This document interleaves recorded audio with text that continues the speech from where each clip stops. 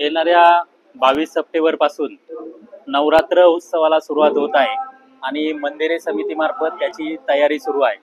सध्या आपण पाहतोय की जे श्री विठ्ठल आणि रुक्मिणी मातेचे पुरातन दागिने आहेत, मौल्यवान दागिने आहेत, त्या दागिन्यांची डागडुजी गाठवण्याचं काम सुरू आहे।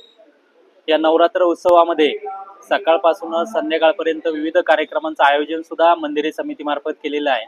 त्याच्यामध्ये कीर्तन असेल, भजन असेल, त्याचप्रमाणे संध्याकाळी सांस्कृतिक कार्यक्रम असतील, त्याचं सुद्धा आयोजन केलेलं आहे। आणि या नवरात्रामध्ये रुक्मिणी मातेला प्रत्येक दिवशी वेगळ्या प्रकारचे अलंकार, वस्त्रे आपण परिधान करतो, वेगवेगळ्या वेशभूषा करतो। याच्यासाठी जे आपल्या खजिन्यामध्ये मौल्यवान आणि पुरातन दागिने आहेत ते आपण त्याची डागडुजी करण्याचं काम या ठिकाणी सुरू आहे। त्याच्यामध्ये जे मौल्यवान दागिने आहेत त्याची डागडुजी, त्याचप्रमाणे ते गाठवण्याचं काम हे आपले मंदिरे समितीमार्फत करण्यात येत आहे। गेल्या 1985 पासून पटवेकरी ताजुद्दीन पटवेकरी या ठिकाणी आपल्याला सेवा देतात, विविध प्रकारचे दागिने गाठवण्याचं काम करतात आणि दागिन्यांची निगा राखण्याचं काम मंदिरे समितीमार्फत आणि त्यांच्या मार्फत केलं जातंय।